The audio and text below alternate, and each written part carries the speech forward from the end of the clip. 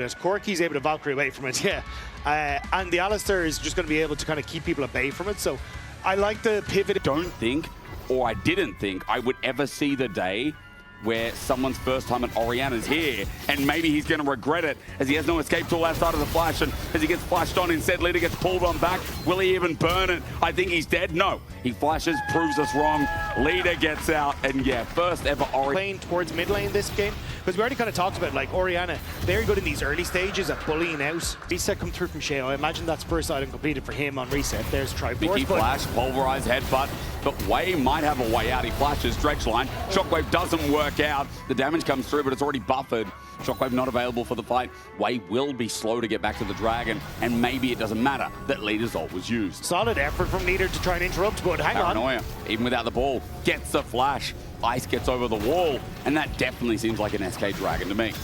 Still though, Mickey caught, no level 6. Mickey's still not level 6, you're right, is pretty dangerous. Hail of arrows as well. There's the ulti, first blood over to Ice. And Mickey's been on level 5 for so long, it costs him massively as Trayson takes aggro. Wei actually turns out to be the Heretics getting that play. Now Skeens though, wants to contest, Hex Flash. It's going to be a beautiful one at that as well. Dredgeline comes in, but now there's no spell shield. Wei, his ulti still available, and he threatens that on the SK jungler. So Wei doesn't end up... Which means it is my turn to talk a little bit about Mickey. What do you think about Mickey from versus Dagda as Paranoia comes through? Never mind, ignore that. Flash, decimating smash, there's the kill. No time to talk about Mickey because his Skeens flashes away. Your spot for Wonder, equalizer used, ulti in response, but you'd have to say for Wonder, that's a big tool of engage now down. As SK hover around the Herald, and Dredgeline start the fight. It's Wei with Mickey finding himself at just a good angle. They get a knock up and Wei's close to dying, but as he flashes away, he survives for now. With the rest of the fight being carried on by Team Heretic, Saren now runs on in, and this is good. Really good for Heretics. They lock down the cow. Once again, Mickey flashes away, but to his onslaught. A two-man shockwave finally used, but it does nothing. As Heretics win, it's Dragon 4K already. Yoppa gets dreaded return and back in, but SK are pretty healthy walking into the fight where Heretics are burning a little bit through the HP bars.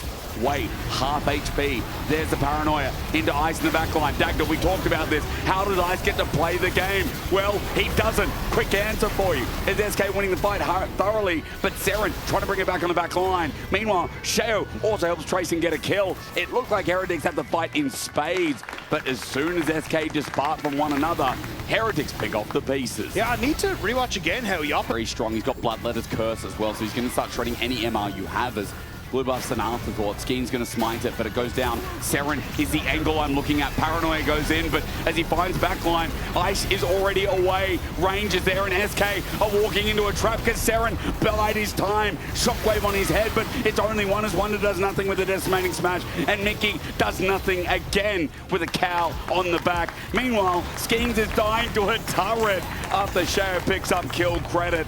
Ice survives. Just Leader. He's dead, Dagda. He's definitely dead here. I mean, Leader has flash, but I think he's dead. Dreaded return still connects. His build already opened up mid. Dragon continues for the soul for Heretics. But Yoppa reset. He's only making his way out with the Hextech Gate, so this is pure bluff from SK, and Heretics might be about to call us. Yeah, they are. Saren's got a great angle. Mickey in. It's a one-man shockwave, but Dragon goes down to SK. A small win for now, but the problem is Wei's locking down every which way as Saren is cleaning up the backside. Wonder, you think, is a tank. He's member, but Trayson is stepping over him. He's going to burn him down to a Chris's Josper. Flushes away, but how did he get out of the pit? He's the last man standing with a zombie sign to accompany him. Yoppa stepping in and out. Gatling gun in and out. Phosphorus bomb kited away. Nice mechanics. He will find the Nautilus, but he will lose his life in the process. An ace for Heretics and a game to be proud of in game 2. And both in builds and where they've been positioned on the map.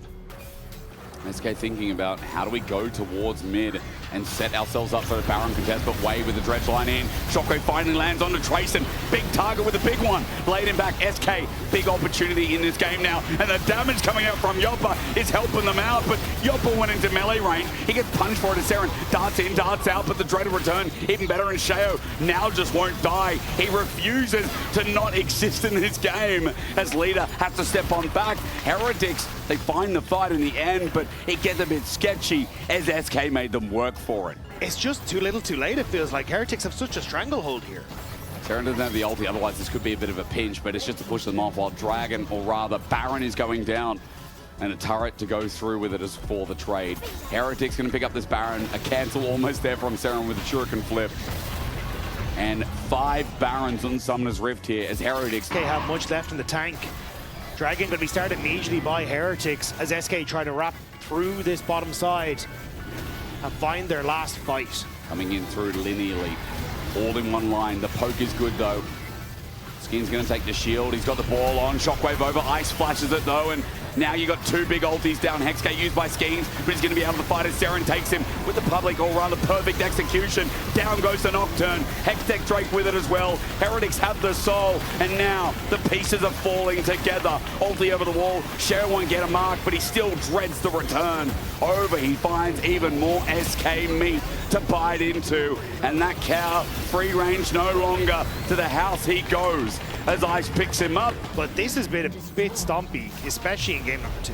Paranoia. Okay, they're going to go for Trayson, but he goes golden. They didn't ult. There was no shockwave here. Yeah, Leader still has it.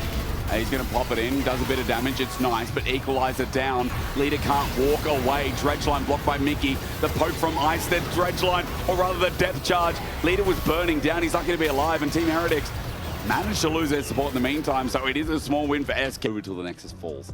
And we've known that for a while, but we need to see this final fight. Is Equalizer going to start us off? Underneath turret, there's a lot of danger here for Wanderers. He's isolated, but the Shockwave comes in. It's only a 1, maybe 1.5 man, but going golden. Trayson's buying some time. One is still in the firing line. Dredgeline brings him back in line, and now there's trouble as Cher runs in with the GA at his disposal. Seren finds Yoppa, and this game is sure as over as it could be. Wonder back in the dirt, and Team Heretics have all 5 to run into this Nexus and show us how it's done. It's a clean ace on the terror dive for Heretics. I mean, this game has just felt over for a long while. It's just Heretics finishing it off.